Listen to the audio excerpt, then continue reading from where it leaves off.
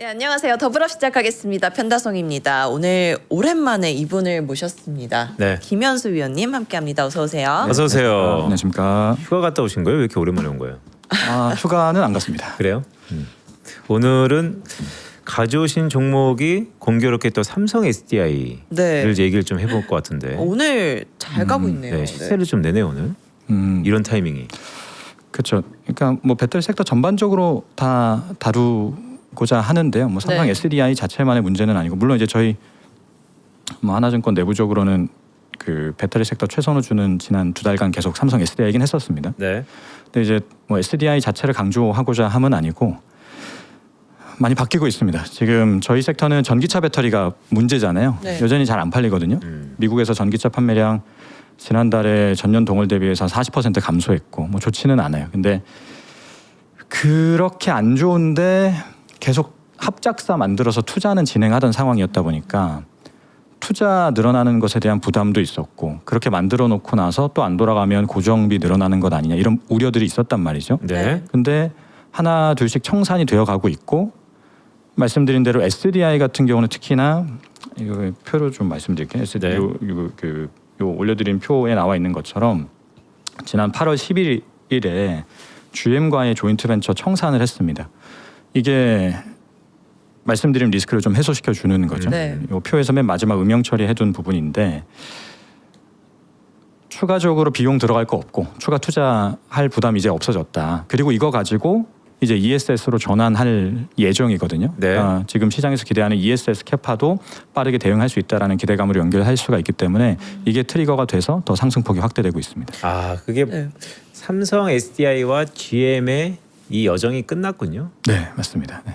그러면 삼성 SDI는 저런 이유고, 최근 한 달 새 배터리 섹터 주가가 많이 상승을 했잖아요. 네. 그럼 배터리 섹터 전체적으로 이런 상승 기운이 도는 이유가 따로 있을까요?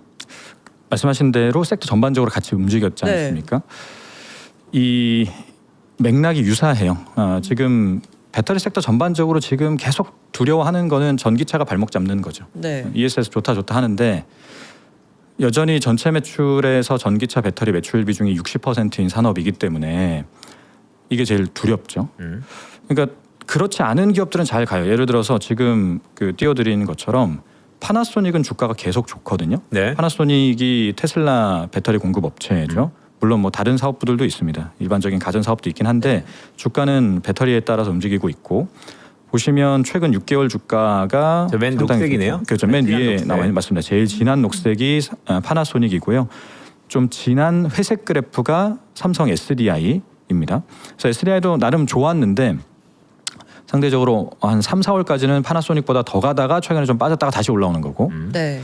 파나소닉은 계속 좋죠. 작년에도 좋았고요. 그러니까 이제 이게 왜 그러냐면 방금 말씀드린 이유 때문이에요. 파나소닉은 2020년대 초반 당시에 전기차 배터리 막 업황 좋을 때도 증설을 잘 안 했거든요. 그래서 사실 도요타랑 파나소닉이 그때 당시 뭐 조롱도 받았었죠. 뭐 전기차 좋은데 뭐 투자 안 한다라고. 네.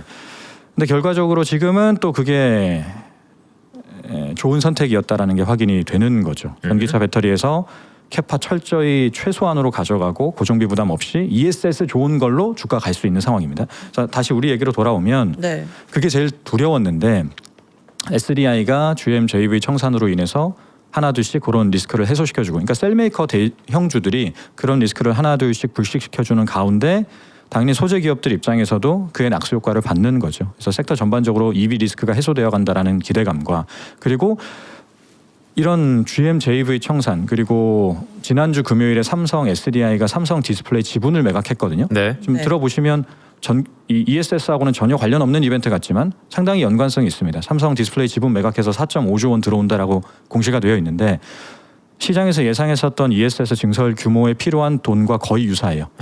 이게 다 맞물려 있는 거죠. 그리고 이 SDC 지분 매각은 당연히 삼성전자와 어느 정도 협의가 되어 있을 것으로 추정을 하는데, 어느 정도 이제 가시성이 높은 ESS 프로젝트에 대한 기대감이라기보다는 그들 내부적으로는 좀 더 강한 확신을 갖고 있다라는 방증인 거죠. 그래서 말씀 주신 것처럼 이게 소부장 업체들로도 확장이 되고 있는 상황입니다. 이게 말씀을 쭉 들어보니까 저 주가 한번 보죠. 저게 의미하는 게 결국 파나소닉의 주가의 고점과 CATI가 LG 엔솔과 삼성 SDI의 주가의 고점이 시차가 있잖아요. 네. 그러니까 상반기 시차가 있다는 것이 저 기업들의 자기만의 행태에 따라서 나온 결과라고 볼 텐데 네. 지금 말씀드렸던 것처럼 삼성 SDI가 결국 ESS를 위시한 투자를 본격적으로 하기 위해서 본업이 아닌 것들을 다 정리했다 이렇게 받아들이면 되나요? 정확합니다. 그러면 그게 공급이 늘어나는 거잖아요.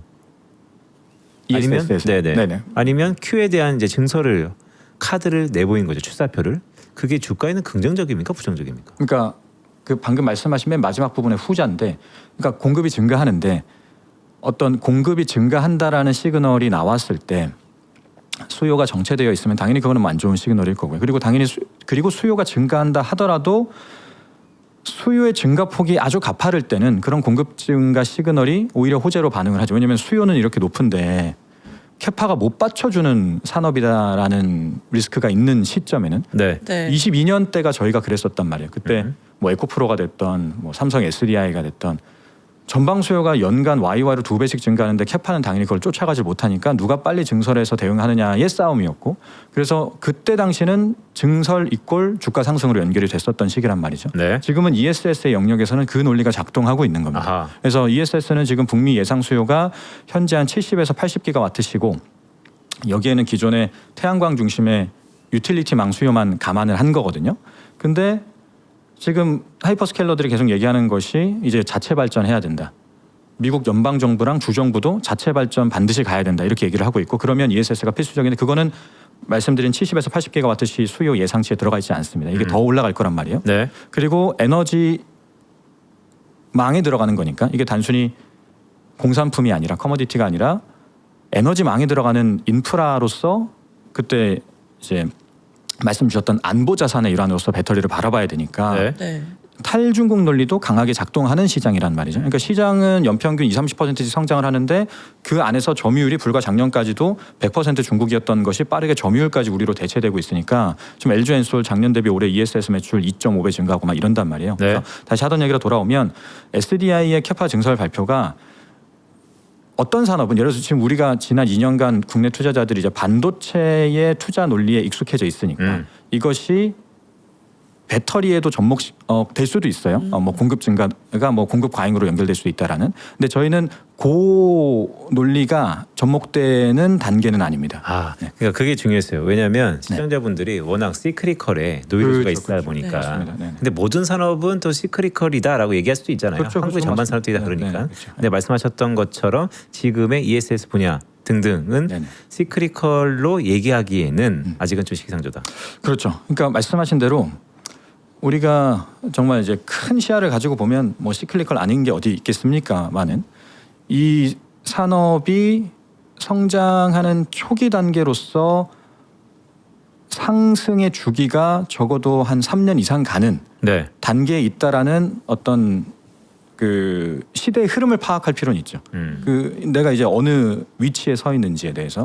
근데 이제 ESS는 방금 말씀드린 대로 애초에 쓰이지 않았던 시장에서도 쓰이기 시작하는 상황이고, 그리고 이게 매번 말씀드리지만 2010년대부터 2020년대 초반까지 친환경 논리로서 ESS가 설치되던 것하고 완전히 달라져서 컨셉이 바뀌었고. 그렇죠. 컨셉이 바뀌었죠. 축이 바뀐 거죠. 친환경, 탈탄소 이런 낭만적이고 우아한 얘기가 아니라 에너지 안보나 에너지 부족 같은 보다 실존적이고 안보 관점에서 필수적인 것으로 이제 성장 논리가 이동했고 네. 거기에서 성장 논리를 저희가 획득을 했단 말이죠. 그래서 네. 말씀하신 대로 그런 과정이 이제 시작되는 단계이기 때문에 말씀하신 시클리컬 성격으로서 저희를 바라볼 상황은 아니라고 보는 거죠. 그러니까 제가 뭐 잘 아시는 것처럼 안보 자산이라는 얘기는 과거의 경제 논리와 시크리컬이 아니다라고 치부할 수 있는 가장 강력한 무기인데, 맞습니다. 그럼 여기서 질문 하나 좀 드리고 싶은 게, 얘기를 쭉 들어보니까 호재가 많은데요. 최근 미국에서 데이터 센터의 지갑 변동이 좀 있지 않습니까? 맞습니다. 정치적인 이슈로 비롯해서 사실 이게 이연과 지연이 우리에게는 가장 뼈아픈데, 그렇죠. 가만 들어보니까 ESS도 데이터 센터에 탁 붙어 있잖아요. 그죠. 요거 데이터 센터 지연으로 하방 압력 가능성이 있습니다. 맞습니다. 그거를 안 그래도 투자자분들이 제일 좀 우려를 하세요. 왜냐하면 반도체도 그것 때문에 지금 흔들리니까요. 그러니까 저희의 논리는 이겁니다. 그러니까 지금 IT 뭐 반도체를 위시한 이 IT 섹터의 최근 데이터 센터 발 리스크는 지금까지 한 100을 왔는데 여기에서 추가 150, 200 가는 게 좀 어렵지 않겠냐라는 논리지 않습니까? 근데 ESS는 지금 정작 데이터 센터에 직접 들어가는 것은 거의 없었어요. 그냥 비상 발전원으로서 아주 소량이 들어갔을 뿐이지 지금 우리가 기대하는 데이터 센터만의 ESS 수주라 함은 그동안 데이터 센터 사업자들이 송배 전망 연결시켜서 그리드에서 전력을 갖다 쓰던 걸 이제 기존 데이터 센터조차도 그리고 이제 앞으로 지을 데이터 센터조차도 두 개 다 자체 발전 비중을 급격하게 높여야 된다라는 것이 저희의 성장 논리란 말이죠. 그러면 100에서 200 가는 것이 중요한 게 아니라 그냥 0에서 100까지만이라도 우리는 이제 쫓아가는 단계인 겁니다. 기존에 설치된 데이터 센터에서도 자체 발전 비중을 늘려야 되니까요. 그리고 그거를 미국 정부에서 이제 판을 깔아준 거죠. 그 지난 3월에 미국 연방 정부가 하이퍼스케일러들하고 체결했던 납세자 보고서야. 그러니까 데이터 센터 사업자들이 자꾸 전기 다 갖다 쓰니까 그럼 이제 납세자 보호가 안 되니 정부 입장에서는 항상 물가가 중요하잖아요. 그래서 너네는 송배 전망 들어오지 말고 오프 그리드로 해라. 그렇게 해서 자체 발전하면 여러 가지 인허가 절차 단축시켜주겠다. 그게 지난 3월이었고 네. 지난달에는 펜실베니아 주정부에서 이거를 의무화하는 행정명령을 발동하였고 그래서 다시 하던 얘기로 돌아오면 이런 것들이 지금 데이터 센터를 운영하는 하이퍼스케일러들 그리고 앞으로 투자할 하이퍼스케일러들의 입장에서는 이제 반드시 고려해야 되는 상황이 돼서 반도체 쪽은 이제 100에서 200을 더 가느냐의 싸움이라면 저희 이제 0에서 100 정도까지 가는 싸움이기 때문에 그 논리가 저희에게 아주 이 펀더멘탈을 크게 훼손하는 논리는 아니라고 보고 있습니다. 영향이 있으나 워낙 없던 거에서 시작하니까. 그렇죠. 그러니까 풀어 설명하면 그게 맞는 표현입니다. 저희는 이제 없다가 이제 시작하는 거고요. 그러면 주가는 기울기 함수니까 주가의 탄력성은 좀 더 큰 겁니까? 그렇게 봅니다. 지금 그 오늘이 이제 8월 27일인데 오늘 현 시점에서 보면 그리고 지난 한 달 정도 보면은 제가 뭐 그 부분은 잘 모르지만 반도체 쪽에서 여러 가지 노이즈들이 있었지 않습니까? 네. 그래서 기관 투자자분들이나 뭐 연기금이나 그리고 뭐 이제 지점에 계시는 또 분들도 만나 보면은 네. 반도체 여기서 무너지지 않을 것 같은데 연말 그리고 내년 상반기까지 봤을 때 그 지금 이제 8월이니까 하반기니까 내년을 프라이싱하는 시기죠. 그러니까 내년 상반기까지 봤을 때 반도체가 망가지진 않겠지만 상승할 때 좀 지금 지난 한 달 반 동안 너무 고통스러웠기 때문에 좀 이제 포트폴리오 재조정하겠다 이런 니즈가 뭐 압도적으로 강하거든요. 그럴 때 내년에 이익 증가율이 가파른 기업. 저희는 말씀하신 대로 기저가 낮기 때문에 지난 3년간 폭망한 산업이기 때문에 기저가 굉장히 높습니다. 그래서 이익 증가율은 사실 모수가 작기는 하지만 이익 증가율은 반도체보다 높게 나와요. 그래서 내년 이익 증가율이 높게 나오고 그리고 그동안 수급이 비어 있고 그리고 조금 더 좀 뭐 직접적으로 보면 11월에 미국 중간 선거, 트럼프 언와인딩 수혜주 이런 거에 부합하고 이런 관점에서 이제 섹터 이동할 곳을 찾는데 그 기준에 저희가 부합하다 보니까 그러면 이제 어차피 상승 베타도 이제 크다라는 전제하에서 이제 저희에 대한 관심이 좀 높아지는 거죠.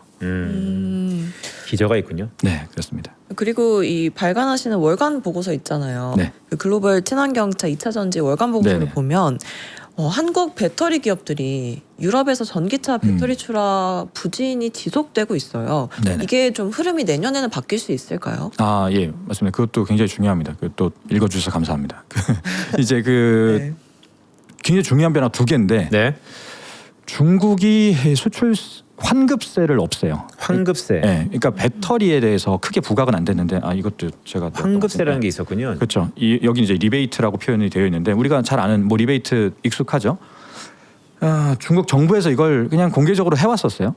그 지난 11년간 태양광이랑 배터리에 대해서 맨 위에 나와 있는 대로 수출 금액의 9%를 리베이트를 해줬었습니다. 네. 이게 엄청난 혜택이죠. 네. 배터리 업체들 입장에서는. 그게 우리 입장에서는 어떤 결과로 이어졌냐면 우리는 유럽에서 현지 생산을 하고 있고 중국 배터리 기업들은 현재까지는 다 중국에서 수출하고 있었단 말이에요. 거기서 이제 우리가 붙는 건데 그게 아까 아나운서님 말씀 주신 대로 우리의 점유율이 지난 3년간 반토막 났던 네. 이유입니다. 근데 요게 올해 4월부터 6%로 낮아졌고 내년 1월부터는 폐지거든요. 그래서 뭐 이것 때문에 우리의 상승이 뭐 급격하게 나타난다. 이건 절대 그렇지는 않을 텐데 우리의 점유율이 지난 3, 4년간 뭐 정말 계속 빠졌던 것보다는 좀 덜 가혹한 경쟁 환경을 기대하고 있습니다. 그게 첫 번째 중요한 부분이고요. 두 번째는 저 때 한번 말씀드리긴 했는데 이 유럽의 산업 가속화 법안이죠. 네. 유럽이 일종의 뭐 백기를 들었다라고도 표현을 하잖아요. 유럽은 항상 이 미국의 IRA에 대해서도 이게 자유무역주의에 위반하는 것이고 이런 식으로 가면 안 된다라고 했지만 그들도 이제 백기 들고 우리도 제조업 리쇼어링 하겠다라는 거죠. 그리고 법안의 키워드가 원래 2년 전에 논의가 될 때는 산업 탈탄소 가속화 법안이었는데 이 탈탄소라는 단어도 뺀 거죠. 이게 이런 그린 백래시의 시대 정신을 반영하고 있다라고 보거든요. 다시 하던 얘기로 돌아오면 이런 산업 가속화 법안도 요구하는 것이 역내에서 배터리 조달하라라는 겁니다. 그러면 우리는 중국 본토에 있는 저가 배터리의 수출 물량과 지금 경쟁을 하는 판인데 그 판이 좀 바뀌는 거죠. 그래서 유럽에서 생산하는 중국 배터리 기업들과 이제 경쟁을 하게 되는 것이고 지금까지는 그게 없어요. 근데 그들이 공장을 만들어서 이제 돌리기는 합니다. 근데 이전보다는 우리가 이제 해볼 만한 싸움을 해보는 거죠. 그래서 그 두 가지 때문에 말씀 주신 점유율 하락세가 이제 확실히 둔화되고 있어요. 우리가 막 70, 60, 50 빠지다가 지금 한 30%대로 내려왔는데 30%대가 1년간 계속 유지되고 있고 조금 올라가는 기업도 있어요. LG 엔솔 최근에 배터리 출하 좀 유럽에서 증가하거든요.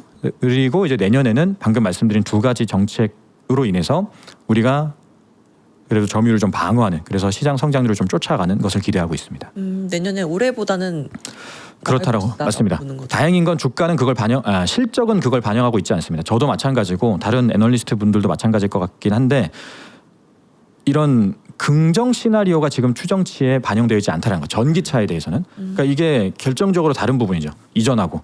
ESS는 제가 지금 컨센서스 중에 추정치가 제일 낮긴 한데도 ESS는 저도 가파르게 전망을 해놨거든요. 근데 대부분 애널리스트 분들이 요 전기차에 대해서는 성장이 이제 저희도 이제 100기를 든 거죠. 전기차는 향후 3년간 성장 없다.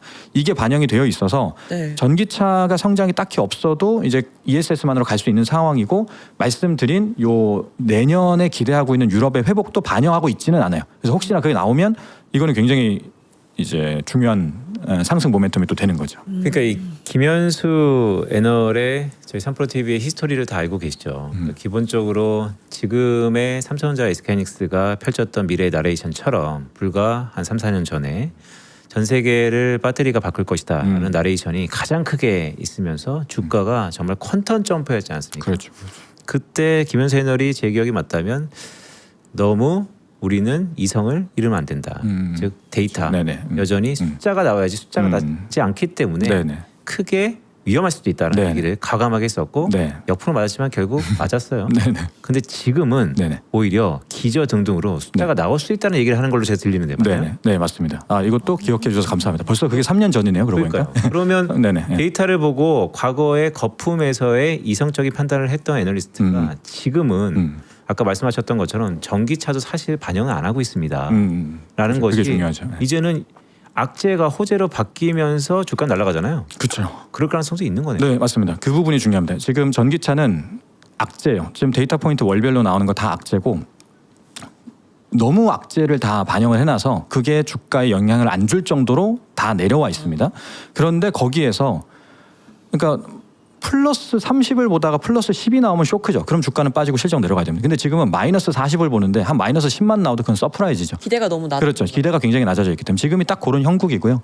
말씀하신 대로 3년 전에는 그래서 반대로 좋지만 너무 다 반영했다. 이게 핵심이었다면 지금은 안 좋은데 안 좋은 건 다 반영했고 좋아질 것들은 지금 숫자로 좀 보인다. 왜냐하면 특히나 지금 좋아질 내러티브는 다 이제 ESS에서 나오는데 ESS는 B2C와 달리 B2B라서 뭐랄까요 소비자들의 마음 변화가 크지 않죠. 네. 어느 정도 이제 기업들의 투자 스케줄이나 그리고 정부의 정책에 따라서 움직이는 그런 신뢰 가능성이 좀 더 높은 영역입니다. 그래서 2028년까지는 어느 정도 좀 뭐 예상이 돼요. 전기차 수요가 갑자기 급등락하는 것과 달리. 그래서 그런 부분들에 기대할 수 있기 때문에. 말씀하신 대로 이제 28년 가지고 밸류에이션 할 때 그 숫자의 근거가 더 탄탄해진 시기입니다. 근데 이렇게 한번 말씀드려볼게요. 그러니까 제 기억이 맞다면 한 1년 전부터 컨빅 choke를 하시는 것 같아요. 네. 그렇죠? 이쯤이면 바닥이다. 네네. 그리고 점차 위를 보자. 네네. 그러면 점점 이제 위를 보고 있다가 네. 우리가 6, 7월 달에 크게 한번 맞으면서 그렇죠. 네. 불안불안했지만 네네. 여전히 가격 측면에서 밸류에이션 측면에서 훨씬 더 싸다. 그렇죠. 네. 그런데 이제부터 이제 숫자가 나온다는 거 아닙니까? 네네. 편하게 얘기하면. 그래서 이제 위를 볼 텐데 3, 4년 전보다 야속하게도 매크로 환경이 안 좋은 것 같아요. 우리 주식시장의 가장 아킬레스건 중에 하나가 금리인데 네네. 물론 금리도 해석하기에 따라 다르고 경기가 뒷받침되는 금리는 주가에는 긍정적이라고 보는 시각도 있지만 배터리 업체에서는 어떻습니까? 지금 금리가 이전에 비해서 어쨌든 실질 금리는 상승 가능성이 높아 보입니다. 맞습니다. 이 부분이 굉장히 중요하다라고 봐요. 저희는 먼 미래를 당겨오는 섹터지 않습니까? 그래서 뭐 밸류에이션의 기초를 생각해 봐도 이런 성장 산업은 먼 미래를 당겨올 때 금리가 올라가면 현재 가치 할인 가치가 줄어드니까 당연히 금리 상승에 따른 피해 섹터고 저희가 대표적으로 그런 섹터입니다. 그래서 20년대 초반의 상승 구간하고는 접근을 달리 하고 있습니다. 그때 당시는 전기차 배터리 섹터 다 좋았단 말이에요. 뭐 셀메이커 말할 것도 없고 LG엔솔, SDI 말할 것도 없고 그때 주인공이었던 뭐 에코프로, 포스코프심 이런 기업들도 그때 당시에 뭐 5년 사이에 100배 오르고 그랬었죠. 근데 지금의 상승 사이클은 그때하고는 그때 다릅니다. 100배 올랐어요? 에코프로가 5년 사이에 100배 올랐죠. 잊고 있었어요. 네. 네. 사실 그렇게 보면 그래서 매도 썼을 때 뭐 별 이슈가 있을까 했는데 뭐 네. 그렇더라고요. 어쨌든 그랬던 시기인데 지금은 다르죠. 일단 금리 환경이 다릅니다. 금리 때문에 보다 가시거리가 짧은, 그러니까 좀 더 신뢰 가능성이 높은 시기까지만 나아갈 수 있다라고 봐요. 그때 100배가 올릴 수 있었던 건 정책 환경이 확고하고, 그러니까 바이든 행정부의 2030년까지 전기차 침투율 목표치가 굉장히 공격적이고 유럽도 그린 웨이브를 정책으로 보여주던 시기였고 네. 거기에다가 막 수주분들도 나오니까 먼 미래를 당겨올 수 있었는데 지금은 그렇지가 않아요. 그래서 2028년, 그러니까 정책의 변화 가능성을 감안하더라도 우리가 반영할 수 있는 최대치가 2028년. 그리고 지금 남아 있는 수주분들 뭐 취소되는 것 감안하더라도 이 정도까지는 방어가 된다라고 할 수 있는 시기가 또 2028년이라서 그 정도 시기에다가 그동안 주어왔었던 산업 멀티플, 저희가 비싼 섹터긴 합니다. 여전히 3, 40배를 줘야 되기 때문에 그걸 줬을 때 나오는 업사이드가 나오는 기업들이 아쉽게도 지금은 셀메이커 대형주와 소재주 몇 개밖에 안 돼요. 그러니까 그때하고는 접근법이 좀 다른 거죠. 그러니까 밸류에이션 측면에서 업사이드가 적게 나오기도 한데 말씀하신 대로 금리 환경이 그때랑 달라서 지금은 그때보다는 좀 더 0점 조준을 해야 되는 시기라고 봅니다. 그리고 그 0점 조준의 기준점은 당연히 ESS인 것이고요.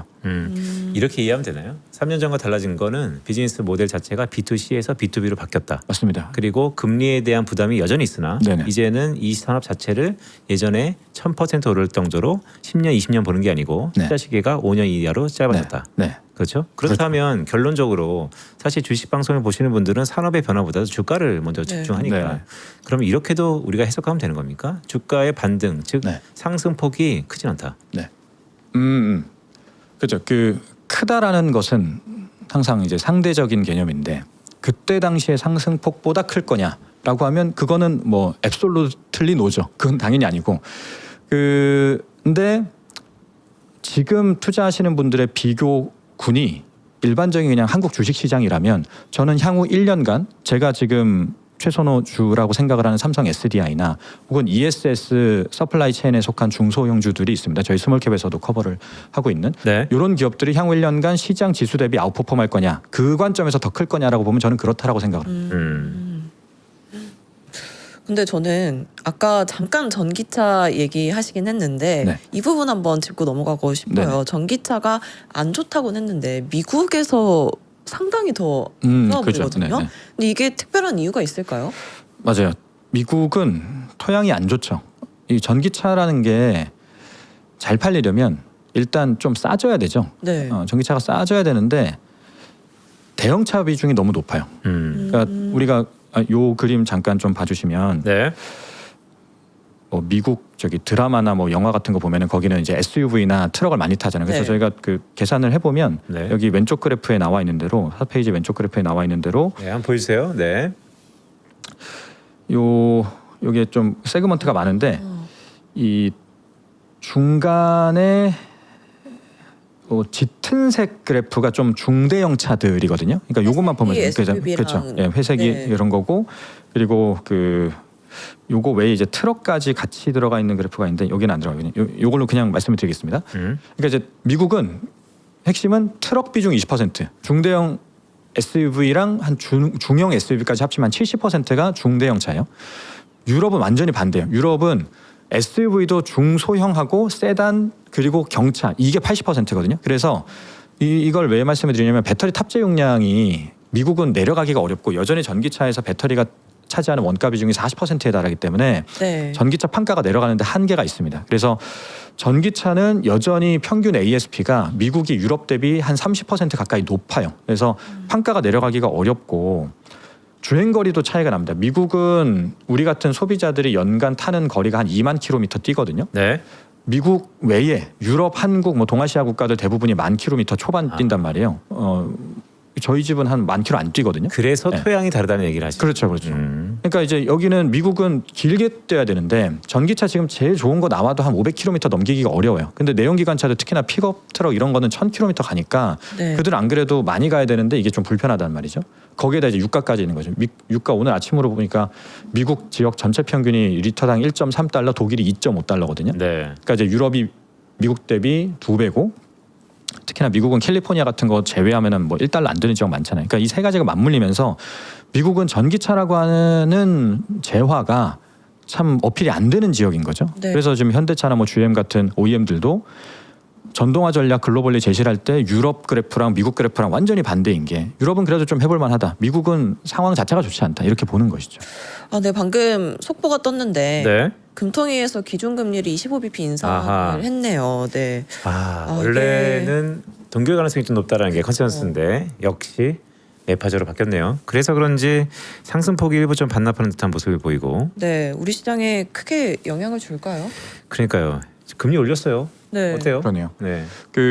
뭐 제가 다루는 영역은 아니지만 코스닥이 요 금통위 금리와 상당히 또 상관성이 높지 않습니까? 특히나 네. 중소형주들이 뭐 이제 코스피와 전반적인 뭐 연준의 흐름에 영향을 받겠지만 코스닥은 금통위 영향을 받는데 저희 섹터의 중소형주들이 코스닥의 시가총액 상위 기업들이라서요. 뭐 에코프로 그룹을 포함해서. 그러니까 이런 쪽은 아까 말씀드린 거랑 이제 맥락이 비슷한 거죠. 저희가 안 그래도 2028년 가지고 밸류에이션을 했을 때 이런 코스닥 중소형주들의 업사이드가 이전 배터리 버블 때하고 달리 좀 적어요. 없거나. 그런데 이제 금리 올라가면은 아까 말씀드린 대로 아무래도 이제 대형주에 집중해야 되는 논거가 저희 섹터만 보는 입장에서는 좀 더 공고해지는 시기라고 보고 있습니다. 아하. 그러니까요. 오랜만에 김현수 애널이 늘 한결같았지만 데이터로 봤을 때 기저 등등 지금은 조금은 욕심을 내도 된다라고 저는 들리는데 그래도 대외 환경이 꼭 이럴 때 약간 아쉽다라는 생각도 들고 네. 시장 사이즈는 어떻습니까? 늘 우리 전기 배터리를 봤을 때 그 거대 공룡인 중국한테 워낙 밀려서 더 이상 캐치업이 안 된다라는 컨센서스가 깔려져 있고 네. 그래서 하방을 지지하는 것이 우리의 최선이다. 네. 근데 마켓 사이즈 전반적으로는 커지고 있습니까? 그렇죠. 커지고 있습니다. 말씀하신 대로 중국 리스크가 저희는 너무 큰 섹터입니다. 근데 중국이 들어오기가 좀 어려운 대표적으로 북미 지역 같은 경우는 ESS 시장이 뭐 폭발적으로 성장을 하고 있죠. 지난 네. 6월에 북미 ESS 신규 설치량이 전년 동월 대비해서 76% 증가했고요. 굉장히 빠르게 증가를 하고 있습니다. 그래서 전체 시장 파이는 커지고 있는 게 맞고요.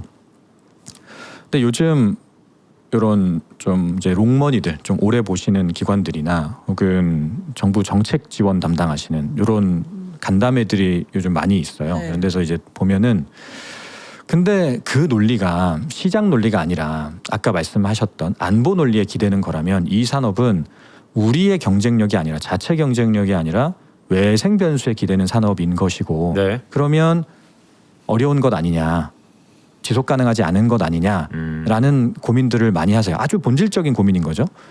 맞아요. 그게 굉장히 중요한 고민인데 저는 이 아까 말씀드린 거랑 동일합니다. 우리가 2026년 서 있는 요 시대에 대한 해석이 필요하다라고 보는 거죠.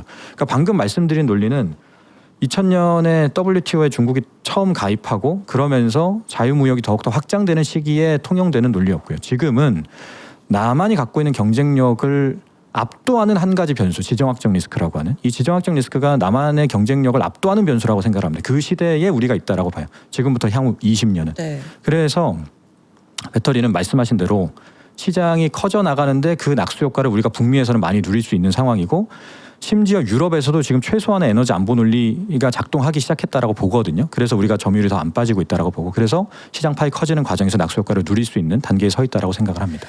네, 그리고 11월에 미국 중간 선거가 있잖아요. 근데 그렇죠. 트럼프 지지율이 계속해서 하락해서 30%대까지 떨어졌다고 해요. 이게 정책 변화라든지 우리 한국 배터리 산업 주가에 영향을 미치는 부분이 있을까요? 그렇죠. 일단은 그 전후로 저희 섹터는 좋을 것 같아요. 왜냐하면 트럼프는 딱 상징적인 그 선거 캠페인이 석탄, 화석 발전, 석유, 화석 발전 그리고 네.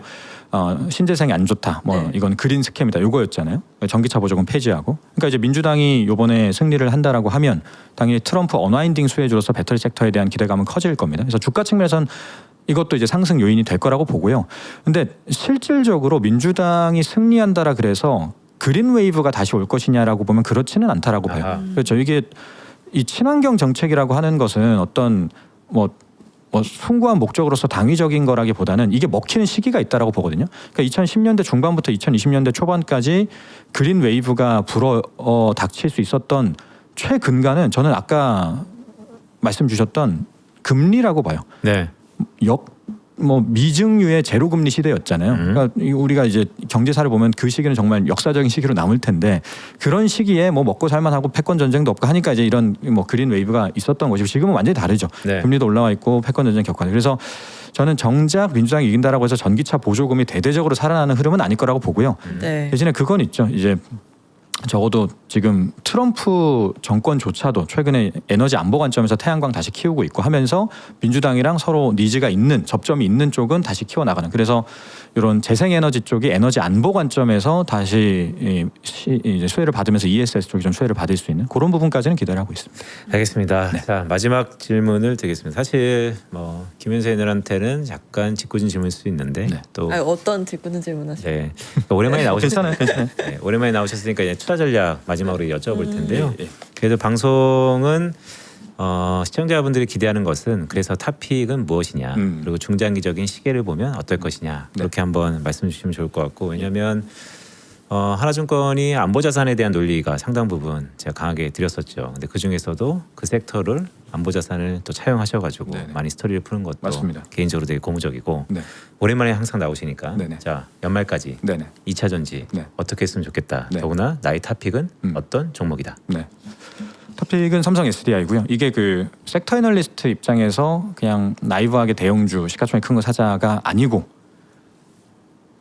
EPS 증가율을 보더라도 그렇고 앞으로 나올 신규 수주나 그리고 심지어 대형주인데 밸류에이션을 봐도 그렇고 SDI가 제일 업사이드가 큽니다. 그래서 네. 꼭 뭐 오늘 올라서가 아니라 저희 뭐 지난 몇 달간 계속 탑픽이기도 했었거든요. 그래서 SDI가 제일 좋고요.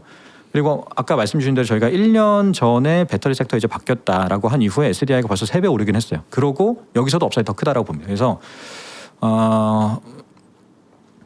크게 비율을 바꿀 상황이 아니다라는 게 제가 드리고 싶은 메시지입니다. 왜냐하면 말씀 주신 대로 5월, 6월에 또 많이 올랐다 보니까 정말 많이 빠졌거든요. 그래서 또 약간 투자자분들이 우려하시는 부분이 더 부각되고 있는 것도 있어요. 많이 빠져 있는 것 그 자체만으로도. 근데 그렇지 않다라는 게 제가 드리고 싶은 메시지고 연말까지 봤을 때 네. 말씀드린 대로 연말까지는 내년을 프라이싱하는 시기인데 내년을 프라이싱한다라는 것의 의미는 내년에 이익 증가율이 가파른 섹터로의 포트폴리오 이동이 필요하고 그랬을 때 배터리가 좋은 옵션이 될 수 있다라고 보고 있습니다. 알겠습니다. 네, 오늘 김현수 위원님과 함께했습니다. 고맙습니다. 감사합니다. 고맙습니다.